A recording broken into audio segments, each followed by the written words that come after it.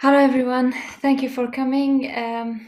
My name is Zorin Surti, and together with Victoria Thompson, we are initiating Just a Talk, a network for both students and practitioners in the field of human rights.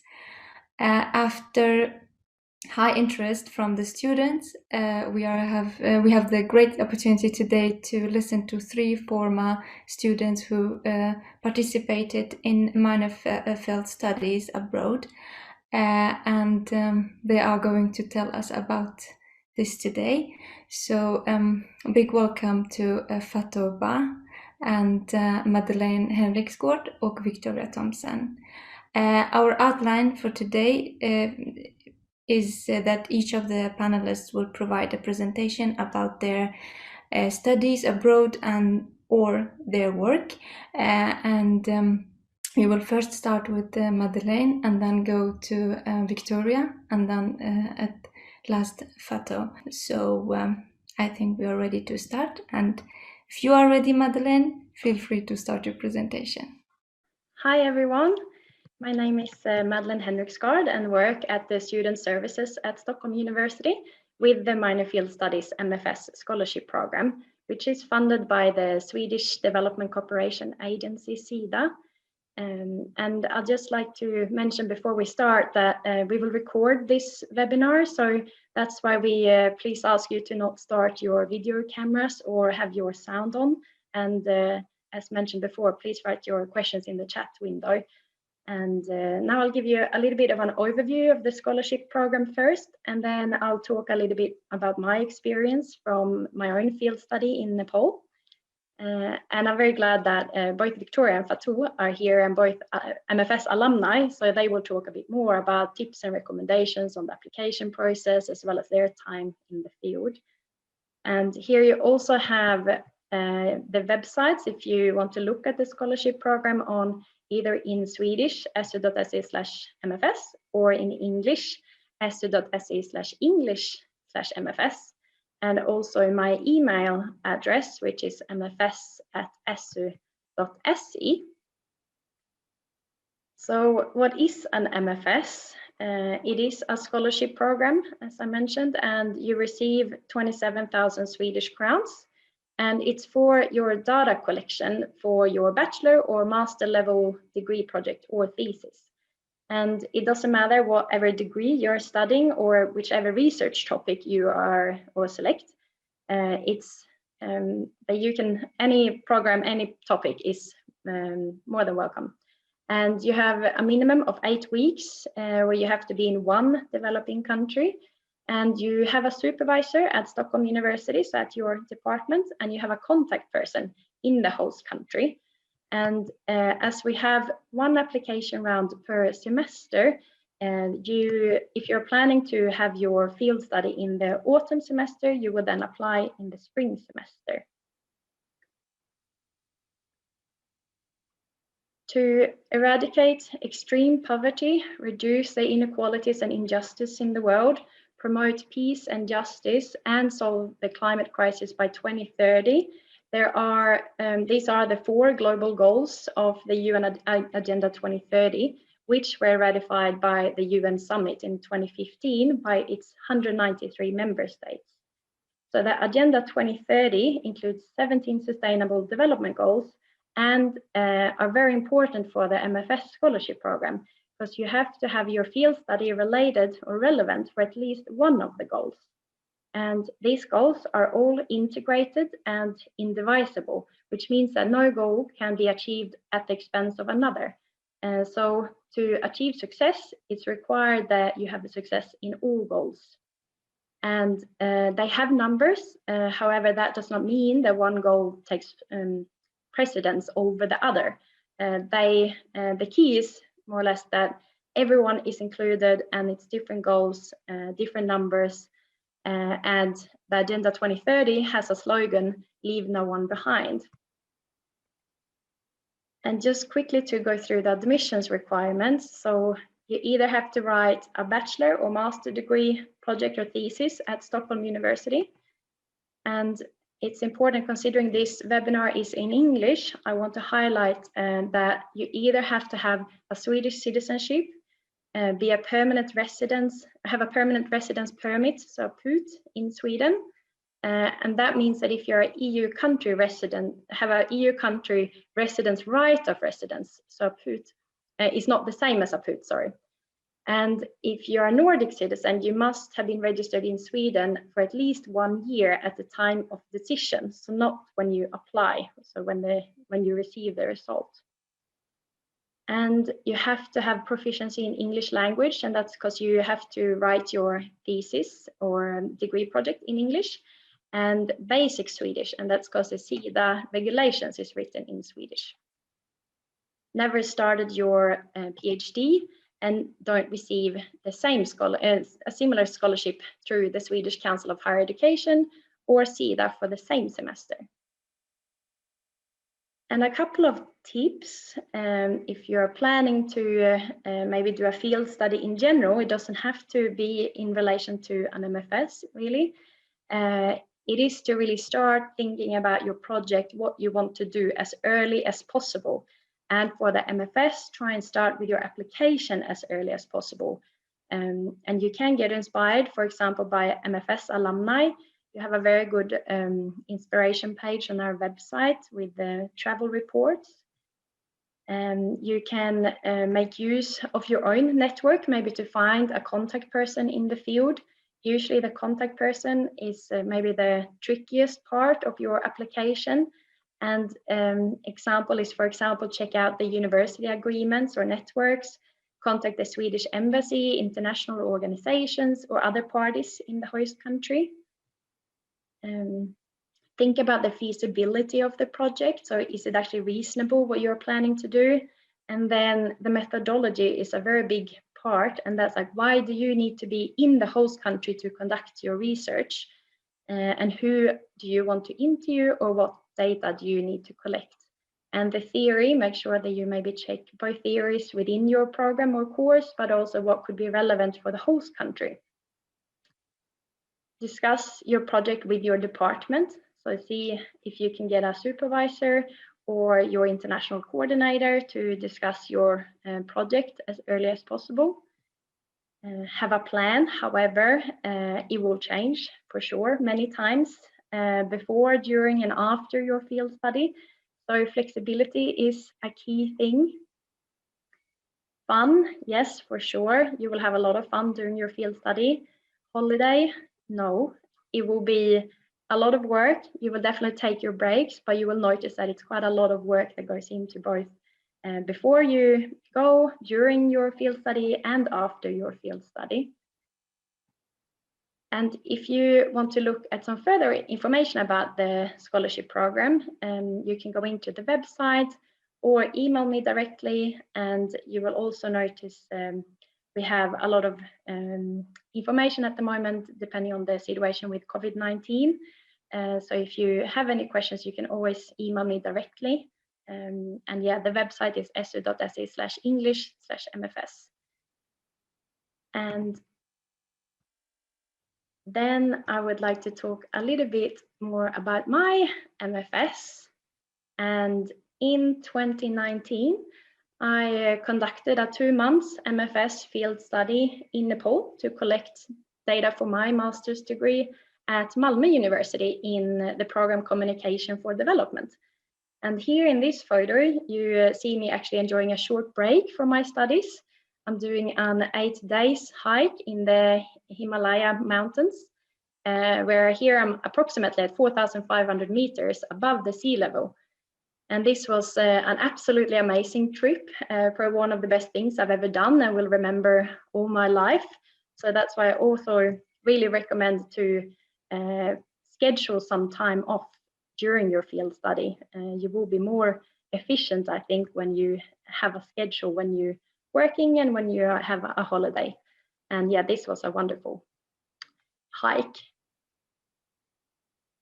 And despite international regulations, not everyone has the same right to education.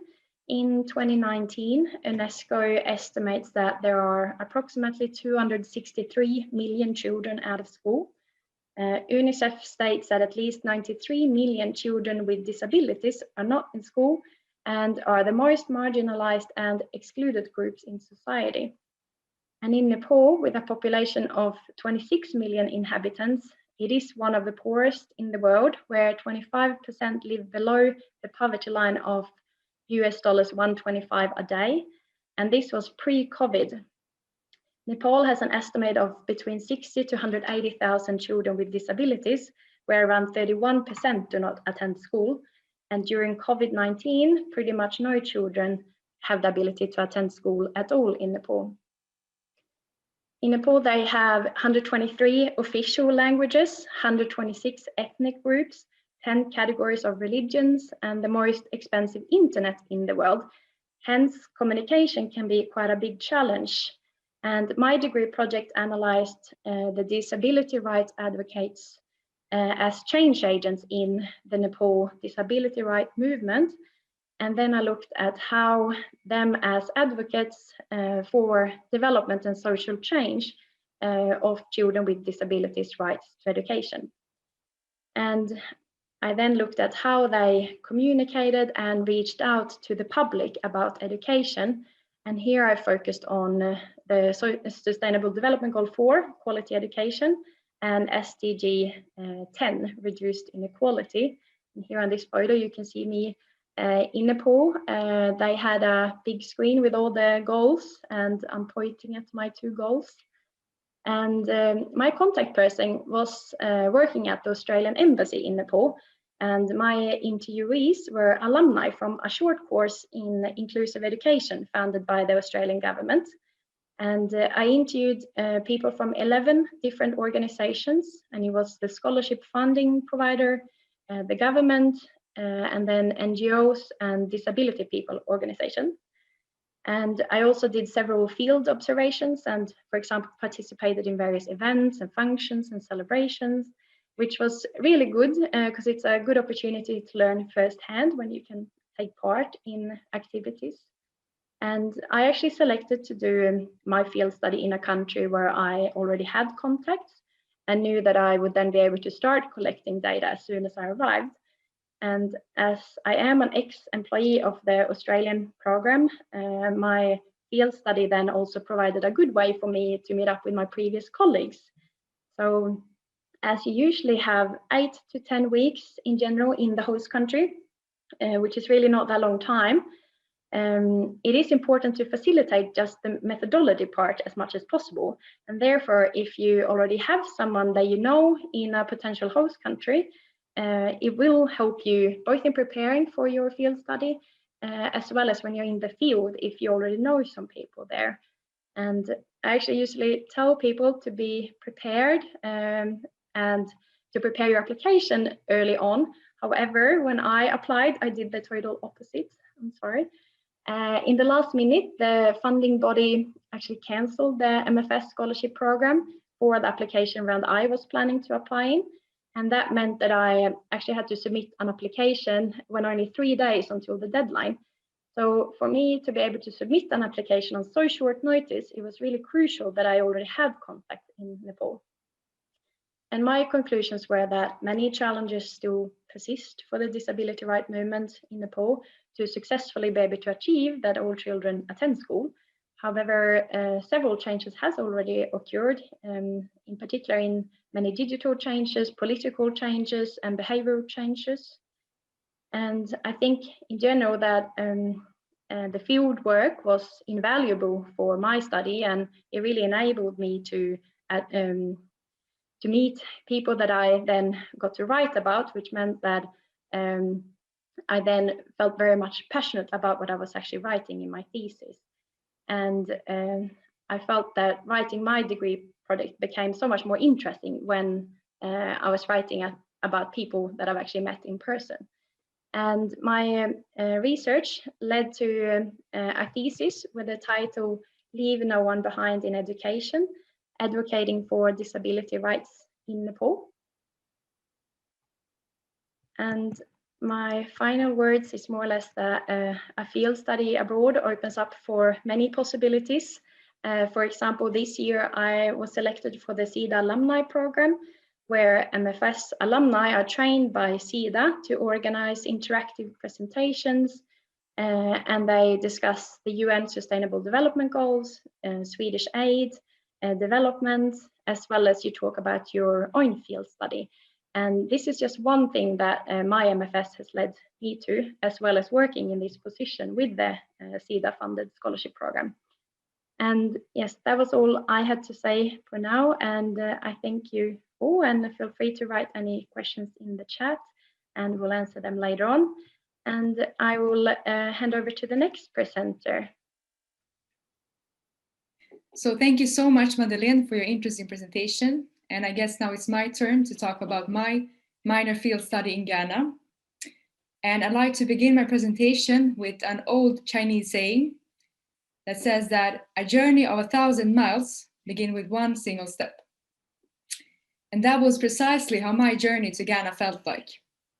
In the beginning, I had no clue what I would look on, how I would conduct my minor field study, or what the preconditions were. I just knew that I had to take this first step and that the rest would miraculously follow. So that is exactly what I did. I took the first step in order to see what a minor field study had to provide for me. But it was not until my friend Julia nudged me to look into Sida and a minor field study there that I truly realized the opportunity. Previously, I had looked into other forms of organizations, but then I stumbled upon this great chance because I thought it was like an all-in-one experience.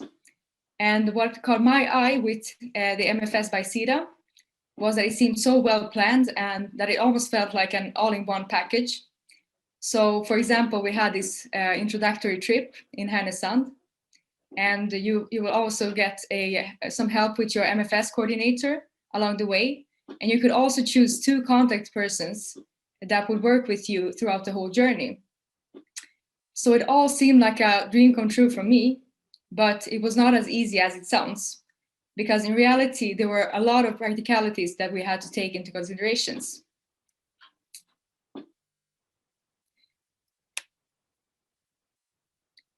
Let's see. So, as for the application, you ought to attach a project description of how your work is supposed to look like, what exactly your research question is, and also you have to get a green light from your potential supervisor, and that is a professor from your university. But I remember that this was like in October 2019, while the thesis was the next semester, as Madeleine said, in January 2020. So in other words, this meant that you already had to clear out not only your subject area, but also your research question, your purpose, your method, and last but not least, you also had to have a short description of how your thesis was supposed to look like and how it is of relevance in the light of the global goals. And this may seem like a lot, since you have other subjects to think about, and maybe you haven't had time to really think about the details and the outline of the thesis. But on the other hand, I think that this provided me a very good opportunity to have a clear picture of the coming work. And you somehow felt very prepared for your thesis period. So I think it was a great opportunity to clear it out. And for me, like the first thing that I started to do was to obviously research about child trafficking. And in this area, you have to find the main issue and what is interesting for you. And so I stumbled upon Ghana, and so what is the reason for that? Ghana was the first country in the world who implemented the Convention on the Rights of the Child. But at the same time, Ghana was the country who had the most issues with child trafficking. So I wondered what was the reason for this huge gap between implementation and practice? And I wondered if I could research some more upon that in time.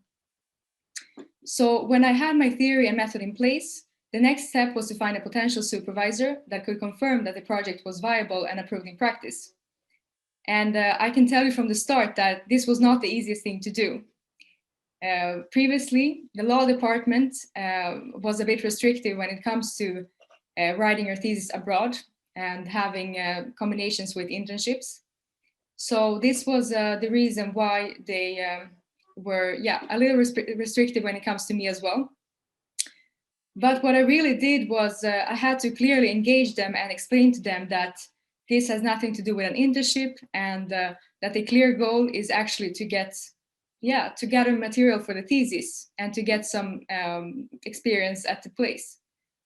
So I managed to actually, convince some of my professors, and I wanted to get a fair picture of how it looked like when I came to Ghana. But what is the reason for why I wanted to do it abroad when I could easily do it in Sweden? For me, when you think about it, the purpose of writing about an area of law concerning a different country and a specific area, you have to think about the whole Eurocentric perspective that we have. It's like, in this case, I wanted my thesis to be both unfiltered and raw, and I wanted it to be from the people's perspective and not from the theoretical perspective. So basically, I got this green light from the professors, and they said that I could attend the seminars digitally. But little did we know back then that we all would have to do it digitally because of these circumstances.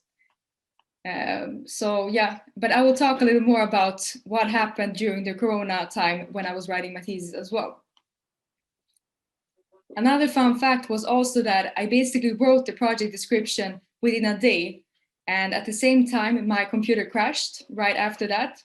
So I had relentlessly been writing about my thesis project for 3 hours, and I had no clue if they would accept it, and that is the professors, since they had to also read through my project or work to see if it sounds logical.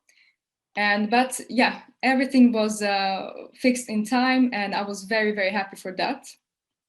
So that was all about the application period. The next step is that you also have to think about the practicalities. So when I say practicalities, it can be everything from filling in documents, you have to buy flight tickets, you have to have contact persons in place. And when everything of that is done, you're basically awarded with a preparatory course in Härnösand. So in January 2020, we arrived to Härnösand. It was very cold, I remember that. And the first thing was that we arrived to a conference center. And there we got to meet students from all over Sweden that also had the same mission as me. And as Madeleine said, this is a perfect opportunity to meet other people and to be inspired to do more work abroad. So we had to learn everything about cultural bondings and clashes, as well as security aspects and practical questions. And back then we thought that this was not so important. So these security aspects, we all know about them. But actually when the Corona arrived, that was when I had it in mind that I really have to think about the security aspects that we had gone through. So after the preparatory trip, the true practicalities had to be finished. And this seemed like a full-time job, but you also have to think about the visa and the passports, and there were some little more stuff. And finally, the 17th of February, the day of departure had come. And for me, it was a long and nice trip to Accra, where I got to meet my contact person. And he was in fact a co-worker at an NGO that I also was going to work at. So the first day, he guided me to a student dorm where I met other students from all over the world. And the next day I was heading straight to Kumasi, where I was going to conduct my research. And Kumasi, by the way, is known as the Garden City of West Africa due to its greenery and flora. So there in Kumasi, I stayed with a lovely host family, and we received lovely food and overall guidance about the country and the trip. So what was the main work at the NGO? For us, we were doing workshops, me and my colleague Joseph, about sexual assault and harassments among Ghanaian children. And this was mainly done at schools. So the workshops consisted of role play, where me and Joe would show different scenarios to children. And in this regard, the students had to ask questions of what is an okay behavior and what is not an okay behavior. And for me, like, this was an outstanding experience because I have never seen like any similar work here in Sweden, because we have more like theoretical approaches where we tell children about their rights and their laws. But in Ghana, we really displayed the importance by both theater work, role play, and like we had to engage the children as well in asking questions. And in parallel with the work at the schools, I had to find books for my thesis. And this was easier said than done since a lot of the books were in the capital city, and that is Accra. And yeah, they had to be sent to Kumasi basically.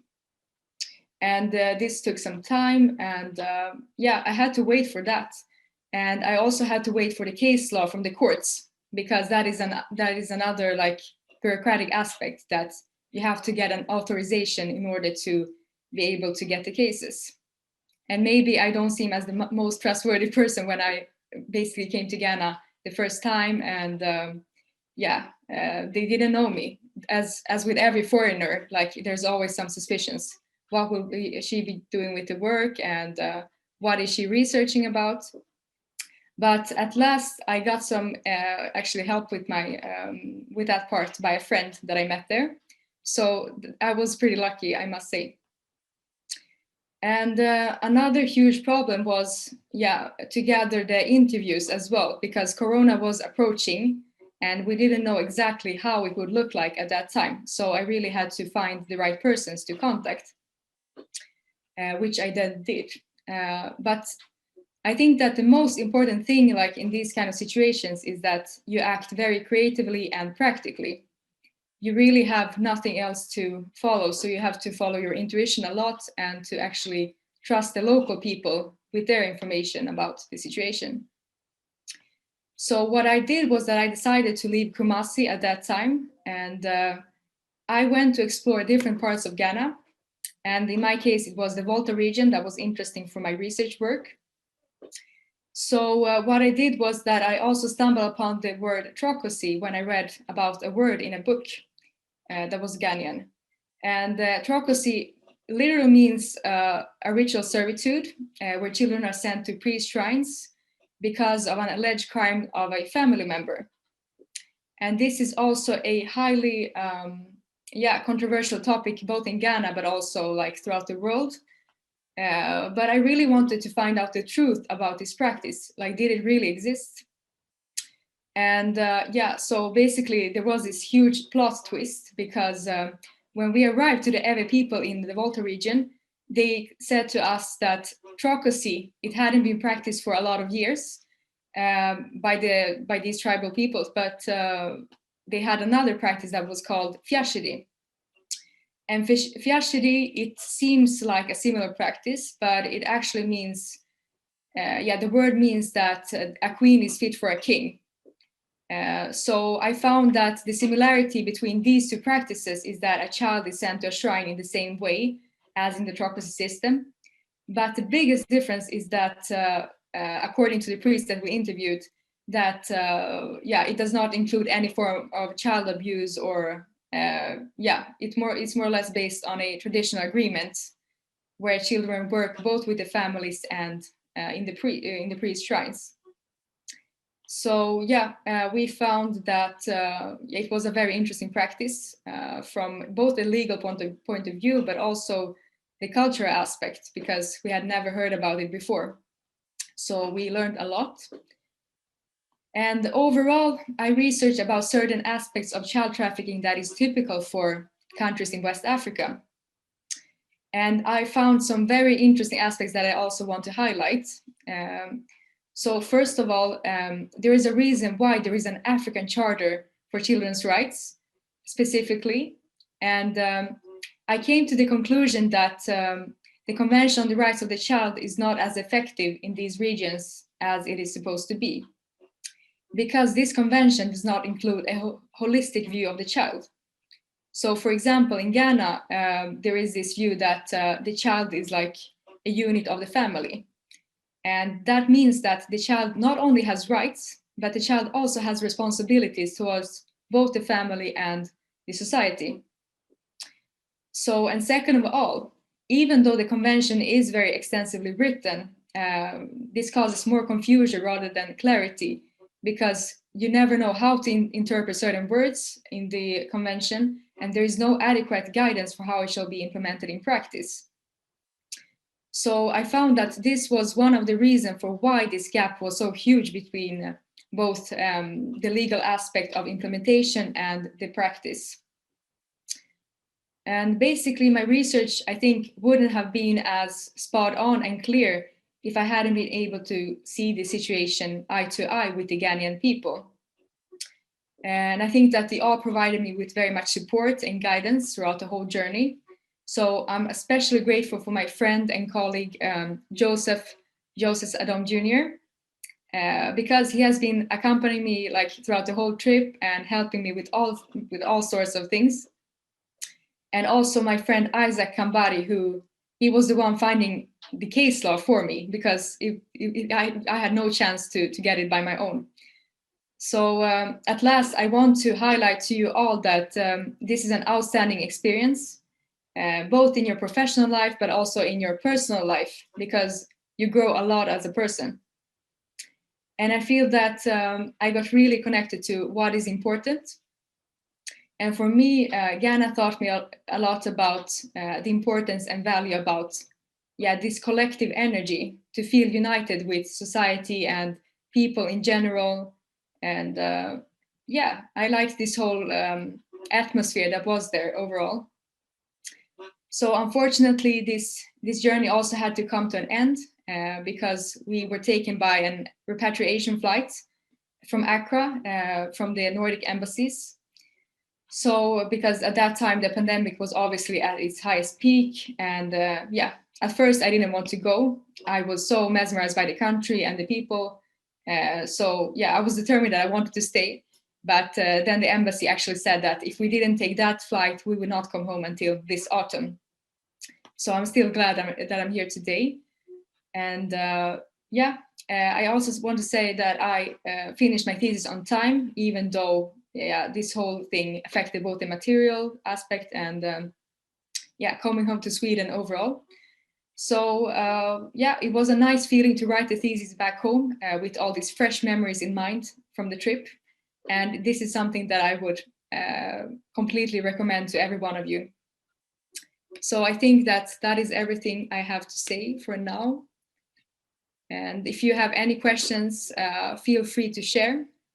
We will do our best to answer them. Hello, everyone. My name is Fatou Ba, and I am from the Gambia. I studied cultural studies, specializing in social anthropology. I did an MFS, that is minor file studies, and I want to share a little bit about my file study. In the spring of 2020, I did my MFS in my home country, the Gambia, where my project aimed to understand how young men are attracted to migrate through the desert and the sea to Europe in search of a better normal life and the possibility of possible return to the Gambia with an elevated social status in the eyes of others. The title of my essay is Backway Boys Entering Europe at All Costs. The choice of country and subject.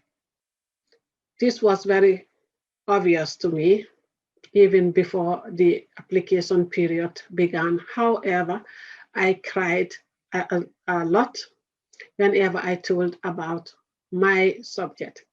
This is because I come from the Gambia and had long wondered about how a small country as small as Gambia, with about 2 million inhabitants and over 60% of these are youth, can have such a large proportion of young men who migrate through the sea to Europe, and many of them lose their lives before they even reach their destinations.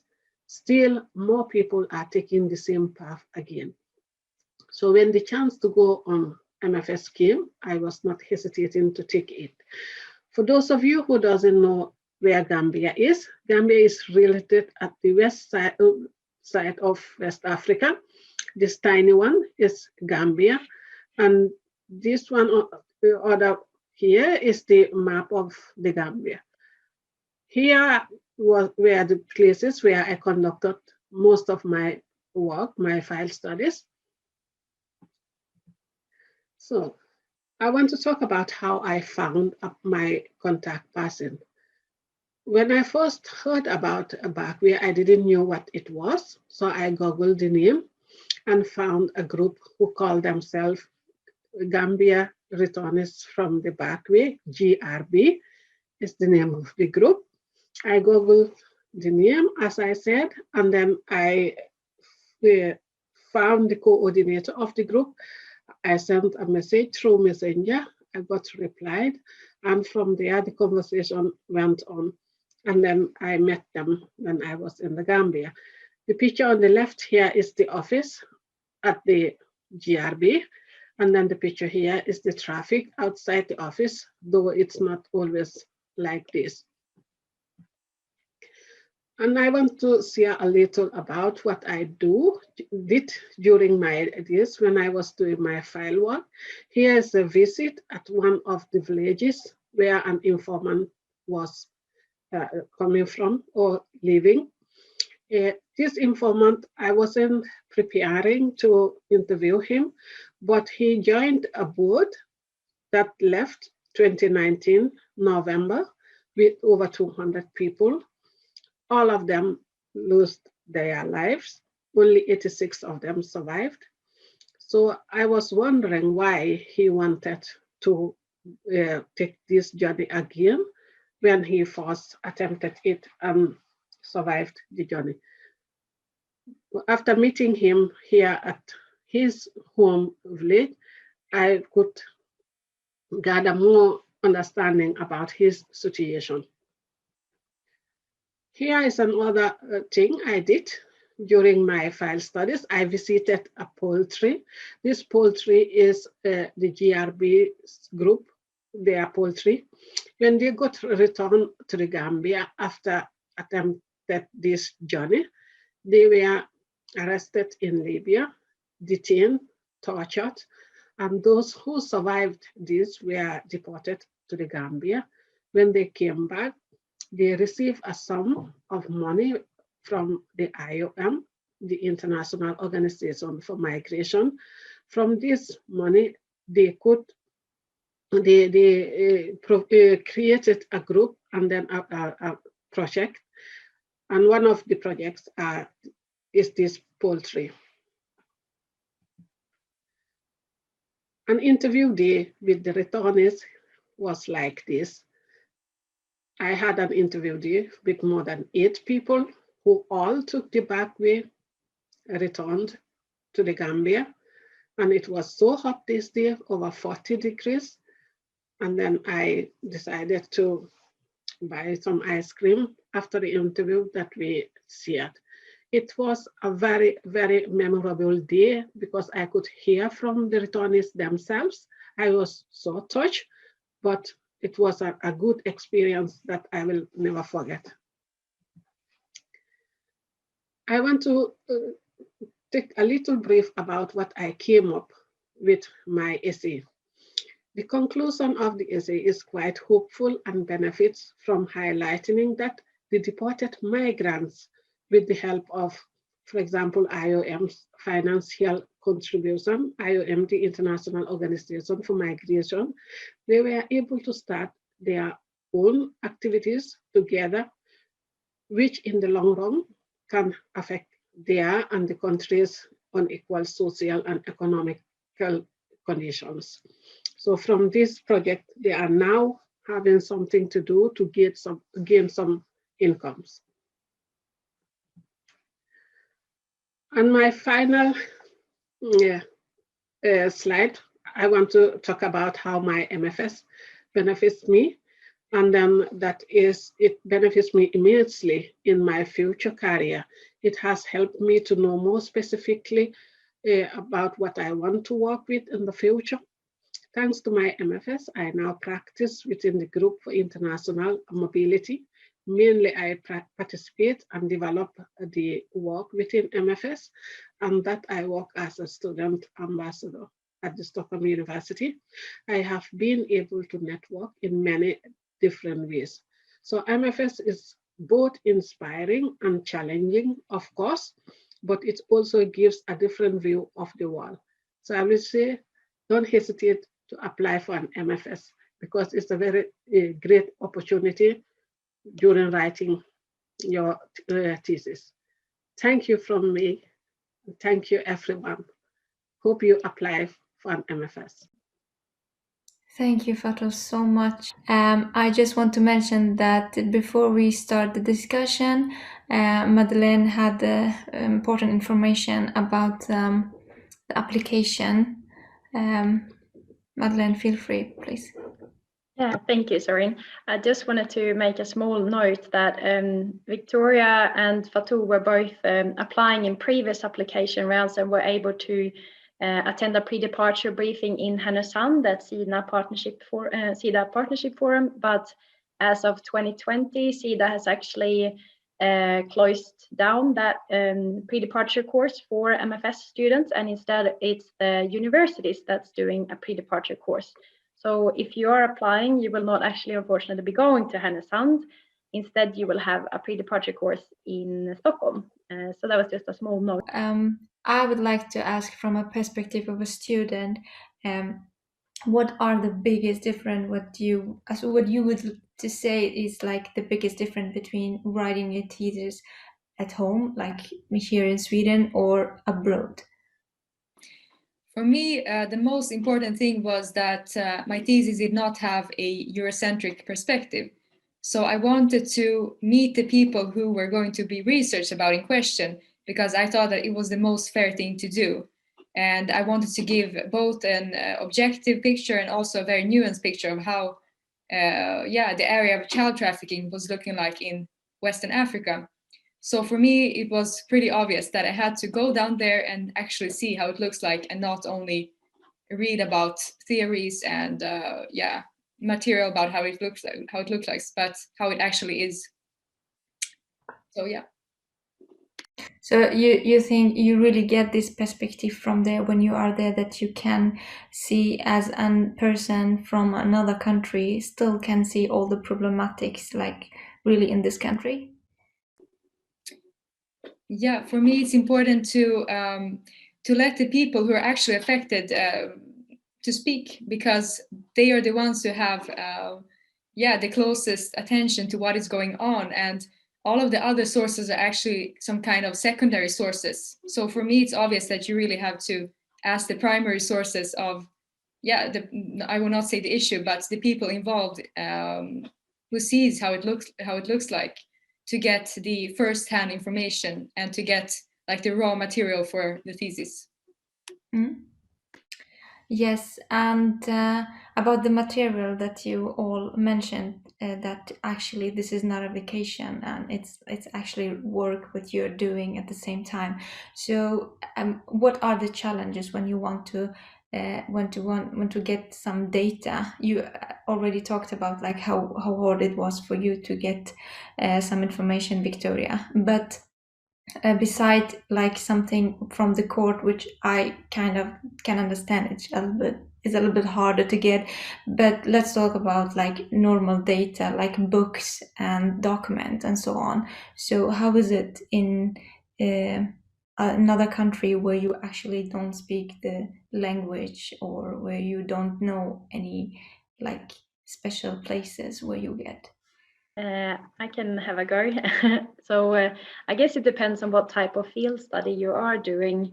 Like all of us were doing empirical work or like doing interviews, I think. And for me in Nepal, like with so many languages being spoken in Nepal, and it's less than 50% of the population even speak Nepalese, let alone English. But I noticed that in Kathmandu, where I was based, and the people that I met were in general really good with English. So I got around just speaking English mostly. However, because I was meeting people that I needed for one interview, I needed a sign language interpreter, for example, and another interview with the government. Actually, they said that to feel 100% comfortable, they would like me to bring an interpreter. And when I did have the interview, it actually turned out that they had really good English. So I think it depends on the situation. And I think for me, I was lucky when I was doing my data collection that I already had really good contacts in Nepal. So they were able to pretty much help me find the interviewees. And then, so I could probably have done 20 interviews without having any issues. But then it's almost the hardest is almost to restrict yourself and not want to have more interviews, because it does take quite a long time to transcribe, I noticed, and I hadn't really put that into my calculations on the time limits really. But yeah, I think that's how I did it at least. And I think sometimes with language interpreters, or in general, I think it's good to just make it clear if you are going to pay for the person doing it or not. Yeah, good to know. And how about the discipline? It's a huge question when you are, like, in general, when you're writing a thesis. So you ask to have a discipline, how you plan your time, and when do you really study. How is it when you are not at home in your usual environment, where you have your daily routines? When you go out there, how big is this challenge? Maybe I can go a little. Yeah. I will start with saying that I did my file work in my own home country, the Gambia. Before, it was not allowed to do your file studies in your own home country, but I was lucky the year I was doing it, they changed the rules. So I was there. When I came there, some people will look at me just as a Gambian. And the places I was, it was very hard to ask the questions I was asking, because it was about migration. And I am myself a migrant. So that was a bit difficult. And then the organizations where I visited, they thought I was a journalist or a real researcher who wanted to write a book or something. All those challenges were very difficult. And some people might think that if you ask them some questions, you have to pay a lot of money. But again, the group I met, they were very helpful, very, very helpful, because they were so glad that I came to them. They said I was the first Gambian to come to them and ask about these questions. So it was both challenging, but at the same time, it was very helpful and interesting. Nice to hear. So we got a I question. asked Doreen, could we just ask Victoria how she got around in Ghana with language? It would just be interesting to know that too. What did you do? Or did you have any? I actually did not have any problems at all because, the people speak English very well. It's their second language, basically. So, it was pretty easy for me, and I got a lot of guidance by my colleagues there. So I did not find any problem. And I even learned a little Twi, which is a native language. So it was no problem for me. Great. We got a question. It asks, did you book all the interviews already in Sweden before you left, or did you do that when you arrived? Or maybe both? Is it a question for me or for everyone? For everyone. Okay. Yeah, I can start by answering that I did not book any interviews on beforehand. I did find them in place, the persons who I was supposed to interview. And I think that was even more interesting because, you flow along with the journey and you meet new people and they connect you with other people. So for me, it came pretty natural, actually. But I would recommend, maybe if you want to get even more prepared, you can always contact people on beforehand.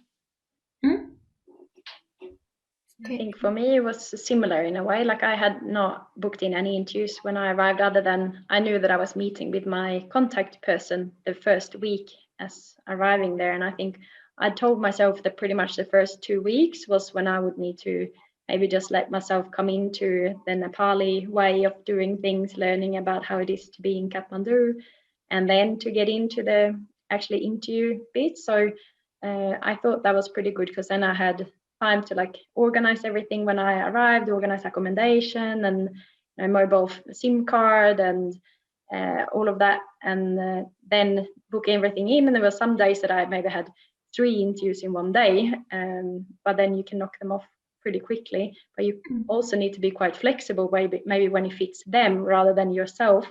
And it was quite often that I maybe like had a text message, yeah, I can meet you, but in 1 hour, and then it's like, okay, you just have to go. So but yeah, it's definitely for a good thing if you can book something in, at least from home. It's always recommended, I'd say. Thank you. Well, my question was, or like the question we got is, how do you get in touch with a person in your host country, and who would be a good contact person for these studies, and who is a good contact person in your institution? So if we start with the institution, or I think it's the department. So depending on which program you are studying, you will be within one of the 56 departments at Stockholm University. So we have many different departments, and like Victoria is within the Department of Law, and Fatou is in sociology, social anthropology. So each one of them actually have an MFS contact person, and it's quite often the international office or the international coordinator, and it could also be the person that's responsible for the thesis or the degree writing course, and it could be good to contact them as early as possible to just check with them if it's any specific restrictions for your program or your course, because sometimes you are allowed to travel with another person or write your thesis with someone. Sometimes you're not allowed to write with someone. So each department has a little bit different restrictions on each student, and when you're allowed to go, which semester, if you're allowed to go in summer or winter, or but if you have any questions, you can always also contact me, of course, and I can let you know who you should contact at your department. And to find someone as a contact person in the field, it could probably be a good question for both Victoria and Fatou, how you found someone.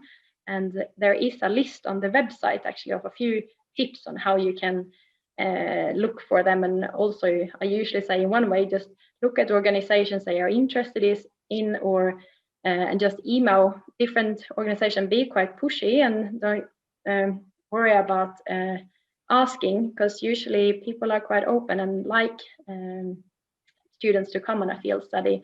And also even just ask around in your own network. Like quite often in your classroom, it would be people from different countries, or have families or friends, or you might have traveled somewhere yourself. So it's quite good to start with your own network too. And yeah, it could maybe be interesting to know, Victoria and Fatou, what you would say. So for me, yeah, I met this local NGO that came to visit, yeah, here in Sweden. And yeah, through that contact, we talked about doing an MFS, or for me at least. And yeah, that is how I started my journey. I talked to this CEO of the NGO. And yeah, I just started from there, and I contacted my professors at the law department. And as I said, they were restrictive for a start, because it has been some complications when students have been studying abroad. So I totally understood that. But you also have to be prepared to actually convince them in certain cases that you are willing to do your best and be ambitious. So yeah, you have to maybe show that you're very passionate in certain areas by choosing special courses. For me, I chose human rights in a global perspective previously, and a course in children's rights.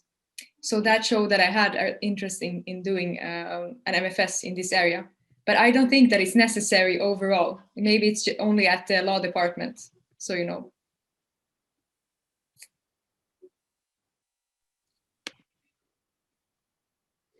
Yeah, I met my contact person, as I said, during I googled the name back way.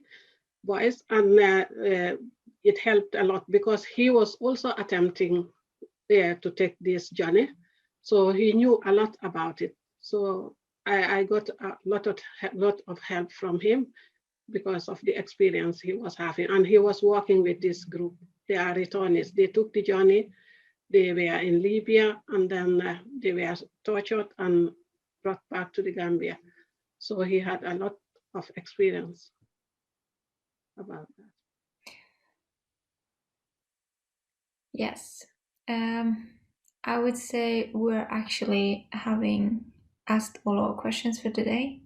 So thank you for everyone who joined us, and thank you for your presentations, Madeleine, Victoria, and Fato. It was really interesting to listen to. Thank you. Thank you, everyone. Bye. Bye.